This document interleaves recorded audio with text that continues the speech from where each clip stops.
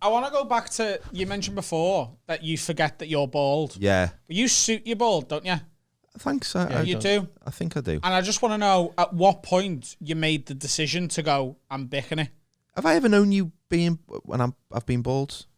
Did I have hair when I first met you? Is a better way of phrasing that question. I think you had a little bit. Right. I think you were still. Yeah. Yours went in about 2010, I reckon. That's when I started. Yeah, I probably kept my hair longer than I should have done. I say hair, literally singular. Okay, so it is a good frame of reference for you. The press shots you were using, you can slide one of these in. Oh, Jesus Christ. Were the ones of you with the banana. Yeah.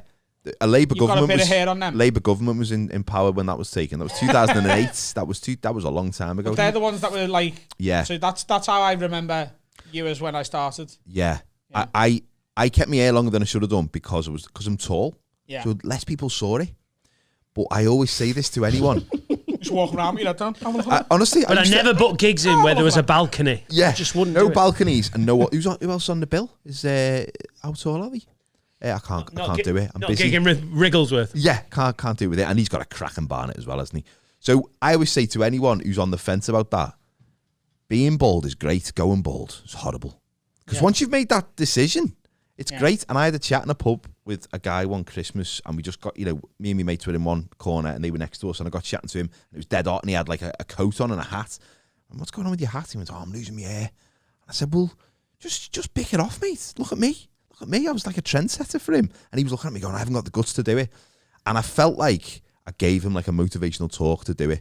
And I felt like like what it must feel like for like an older gay man to talk to a younger gay man about coming out the closet. I don't want to make this bigger than what it was.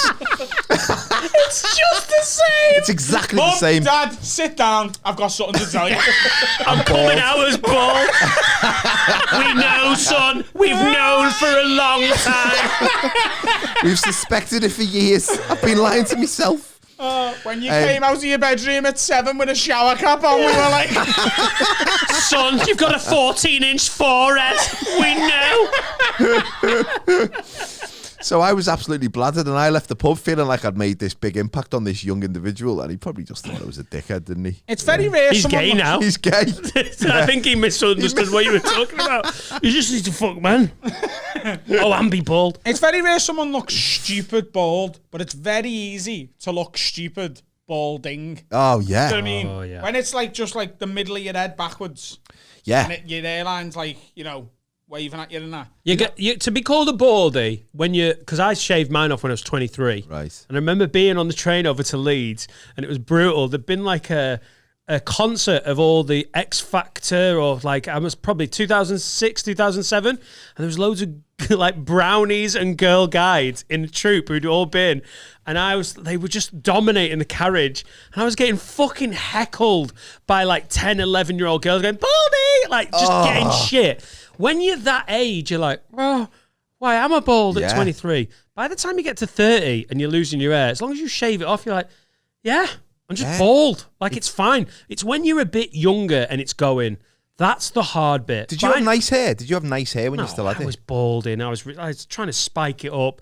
I look at pictures of myself and I'm like, for fuck's sake, Dan. You're just doing a futuristic Bobby Charlton. Instead of going sideways, I was going up like, look at it. Dan looks like he was stood directly in front of the sun from the Teletubbies. Bad. But when you get to a certain age, you're like, yeah, it don't matter. But my hair if was you're denying it, people can rip you. Oh, yeah. Like if you're in your 30s still going, no, still got it. Yeah. That's not a good look. I'm terrified of going bald because I've got an enormous head and it's just going to look ridiculous. But your hair is regenerating. You've got Benjamin Button fucking hair. You've got beautiful hair. I really want to rip it, but it looks better every time I see the fucker. Do you know what you'd look like? Have you seen American History X? Yeah. You're the big fat fella. Fuck off. Oh, his head? You wouldn't look like him. You'd have his head. No. You wouldn't look like him, you just look like his head. Apparently. You know in that film, the big fat fucker, and then the most brutal pause is everyone's like, bloody hell, Carl. Yeah. I mean his head, not his body. I don't even know what to say to that. I think I would look like Meatloaf in 51st State. Oh, yeah. It's not such a bad better. look. Everything about you so sexy. It's a bit late now, isn't it? We're 29 and we've still got solid hairlines. Mate, you're solid. Don't worry about it. Also, if it starts thinning in your 30s, that's life. It's when it's going in your 20s when you're meant to be young and virile. You're like, what the fuck? But as soon as you pick it off, then you don't have to spend money on shampoo, product. Every time you wake up, you're like, bang. Like, you could literally, that hair that you wake up with in the morning is exactly how you'd have it on your fucking wedding day. Like, there is no prep, no effort. There are some advantages. My wedding photos, I look horrendous because I was still clinging on. That was probably about a year before. So when did I get married? About 8 years ago. And my wife saw a picture of us on our wedding day. And she looked at it and she looked at me and she said, oh my God, you look worse then than you do now. Which I thought was a horrible way to phrase that. She could have said, you look better now than you did then. Yeah, she said, it's so subtle, isn't it? Yeah, you look worse then than you do now, implicating that I look terrible now, but I looked fucking way worse then. It's like horrible. I was like, you could have just pick your sentences a little bit better. Once a week, I go on my Facebook memories, and there's a picture of me and Carl from when we were like 18, 19, 20, 21. And Carl hasn't changed much since he grew his beard, but before his beard looks a bit like... I just look the same without a beard. You don't. And I've got short hair. It's because I've got short hair. You look really stupid. You know that fella on American History X? You don't look like him. You look like Ed Norton. Ed Norton. Yeah. I don't know why people make with the weddings, like they absolutely go out of the way to make themselves look the best they've ever looked. And then you get married, have kids, and then you start looking terrible. So I think you've sort of cheated that. That's a great way of looking a bit shit on your wedding day.